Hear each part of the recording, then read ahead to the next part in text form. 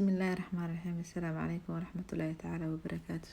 سوري لوada walaaleyga waxaan rabaa inaan sameysano cunkaas waxaan rabaa inaan maanta ka sameysano bur iyo sokor ama sida laga sameeyo cunkoo dhan bur iyo sokor iyo saliid. Sokorta waa midda shiidan ama midda budada halkaas waxaan ku gadistay sokor bakeeri sokor wax badan ma raba inaan sameysto bakeeri sokor bakeeri half oo bur ayaan rabaa inaan kusoo gadisto.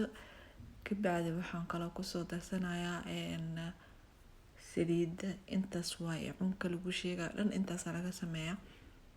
Saliidaas ayaa uga dhigaysa biyo camal, waa ku qasee si fiican u soo qase. Bacdeen markaa si fiican u soo qasid waa isla arkayna sida aan kala sameyno.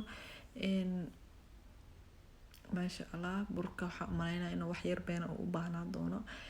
Waa kana hadda waa soo dhameeyay. Half-aan ka soo goostay. Half-kaas waxaan rabaa inaan ku sameysto ama aan ku darsado kalarka cacao la dhaho oo shukulaatada camal aan rabaa kalar ahaantaas inuu ii noqdo. Waxaan kaloo sameystay mid kaleeto oo aan ka sameeyay kalarka bariiska lagu daro oo gaduudka. Labadaas qaybood iyo qaybta cadaanka saddex. Xabada koowaad sida u sameynayo waa isla arkaynaa. Saasaan gacanta ku dhahaa labada xababo labada kalar waa isgarab dhigaa. Kabacdi saasaan gacanta ugu wareejinaa.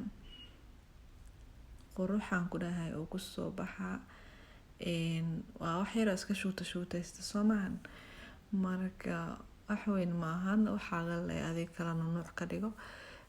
Masha Allah, ma dhib badno. Waa kana asagoo soo dhameeyay. Waxaan soo saartay kuulaha yaryar asagoo dhowr qaybood kala duwan. Kuulahaasaan kusoo sharaxday. Kabacdi dabka ayaan gelinayaa. Waa kana wuu soo baxay. Masha Allah, macaankiisaan ku dhahay sokor iyo bur walba leeyahay laakiin haddana qurux indhaa u roon. Haddii aad ka heshay like iyo subscribe waa mahadsantahay. Assalaamu calaykum.